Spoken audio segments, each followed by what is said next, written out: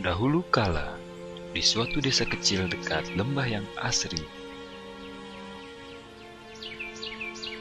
tersebutlah dua bersahabat bernama Embro dan Pipo. Mereka adalah tipe pemuda yang berambisi untuk menjadi orang terkaya di desanya. Mereka kerap membicarakan impian dan ambisi mereka itu akan kekayaan, kehidupan, dan gaya hidup yang ingin mereka miliki nantinya. Mereka tidak takut untuk bekerja keras. Hanya saja mereka masih belum mendapatkan kesempatan untuk dapat mewujudkan cita-cita mereka. Hingga suatu hari, kesempatan itu pun datang. Desa mereka membutuhkan lebih banyak air. Oleh karena itu, kepala desa mempekerjakan Embro dan Pipo untuk mengambil air dari mata air di gunung untuk dibawa ke tempat penampungan di desa. Mereka akan dibayar sesuai dengan banyaknya air yang dapat mereka bawa. Maka, mereka berdua pun menyambut dengan baik kesempatan ini. Embro dan Pipo pun segera melaksanakan pekerjaan tersebut dengan bersemangat. Setiap hari sejak pagi hingga sore, mereka bergegas menuju mata air dengan membawa ember masing-masing. Mereka bekerja keras untuk membawa air sebanyak mungkin ke tempat penampungan air di desa.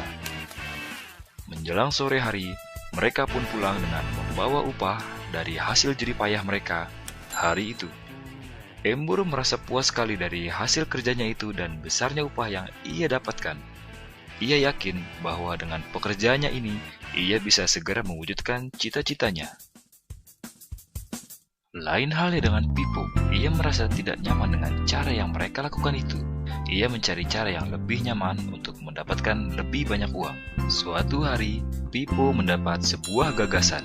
Ia berniat membangun sebuah saluran pipa untuk langsung mengalirkan air ke tempat penampungan di desanya, sehingga ia tidak perlu lagi membawa ember. Dengan antusias, Pipo pun menceritakan gagasannya ini kepada Embro dan mengajaknya bekerja sama. Tetapi, Embro tidak sependapat.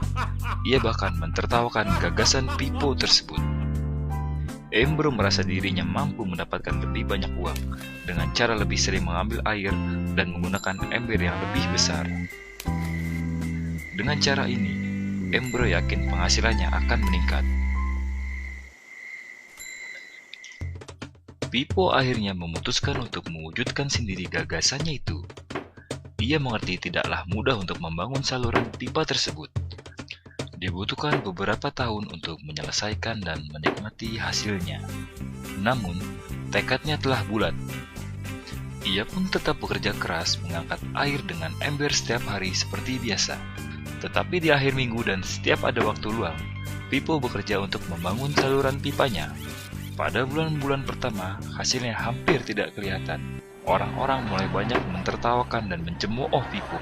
Mereka menjulukinya Pipo si manusia saluran pipa. Sementara itu, penghasilan Embro telah meningkat 2 kali lipat. Ia sudah berhasil membeli hal-hal yang selama ini dia impikan. Gaya hidupnya pun sudah mulai berubah. Ia sering menghabiskan waktu dengan berfoya-foya sepulang kerja, menikmati hasil jerih payahnya mengangkat ember.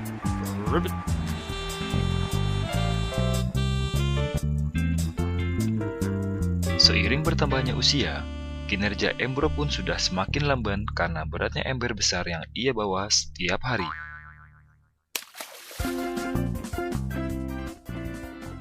Bulan berganti bulan, tahun berganti tahun, dan akhirnya Pipo berhasil menyelesaikan saluran pipanya. Kini tanpa perlu bersusah payah mengangkat ember, Pipo akan mendapat lebih banyak uang berkat air yang terus mengalir memenuhi tong-tong air di tempat penampungan.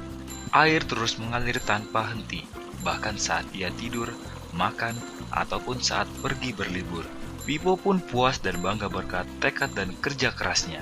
Kini penghasilannya pun mengalir tiada henti, seiring aliran air di saluran pipanya. Cerita Embro dan Pipo menggambarkan kehidupan kita. Pekerjaan yang dilakukan mereka melambangkan apa yang dilakukan banyak orang dalam mendapatkan penghasilan. Embro mendapatkan penghasilannya dengan menggunakan ember. Ia harus pulang pergi mengisi embernya untuk ditukarkan dengan uang. Untuk meningkatkan penghasilan, Embro lebih rajin pergi ke mata air dan juga memperbesar ukuran embernya. Dalam kehidupan yang nyata, jika kita ingin meningkatkan penghasilan, kita harus bekerja lebih keras. Misalnya dengan bekerja lembur atau mendapatkan pekerjaan tambahan. Kita juga dapat memperbesar ember kita, yaitu dengan menerima posisi pekerjaan yang lebih tinggi. Sebagian besar dari kita menukarkan waktu untuk mendapatkan uang. Seperti juga Embro, kita hanya memiliki 24 jam per hari, dan tidaklah mungkin kalau kita membarterkan seluruh waktu kita untuk bekerja.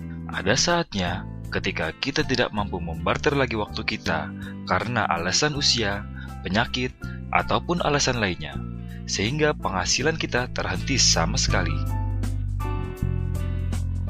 Tetapi coba perhatikan apa yang dilakukan Pippo.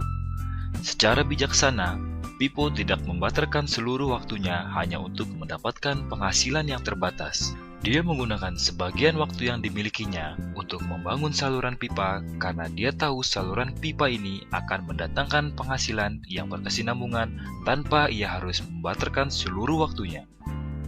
Dia tahu bahwa suatu hari nanti, mungkin karena alasan usia atau kesehatan, dia tidak akan lagi dapat membarterkan waktunya dengan uang. Untuk mampu mewujudkan gagasannya, dia hanya perlu bekerja keras sekali saja dengan cara membangun saluran pipa. Setelah itu, maka penghasilan akan mengalir bagi Pippo.